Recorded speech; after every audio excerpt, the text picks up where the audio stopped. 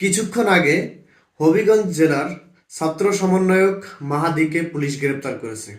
এর কারণ হচ্ছে গতকাল তিনি হবিগঞ্জ জেলার থানায় বসে ওসির সামনে বসে তিনি বলেছিলেন যে আমরা এই জুলাইয়ের সময় থানা জ্বালিয়ে দিয়েছিলাম এবং ওসি না জানে এসআই সন্তোষকে আমরা জ্বালিয়ে দিয়েছিলাম। তো এই কথার প্রেক্ষাপটে তাকে গ্রেফতার করা হয়েছে। যদিও তিনি বলেছিলেন স্লিপ অফ টাং, বাট কথাটা আপনি একটু চিন্তা করে দেখেন। সে বলেছে আমরা, অর্থাৎ জুলাইয়ের সময় একদম নিম্ন শ্রেণী থেকে শুরু করে সবাই এই আন্দোলনে অংশগ্রহণ করেছিল।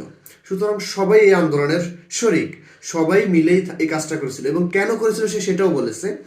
কারণ জুলাইয়ের সময় এসআই সন্তোষের নির্দেশে হবিগঞ্জ জেলায় 22 জন ছাত্রকে হত্যা করা হয়েছে গুলি করে।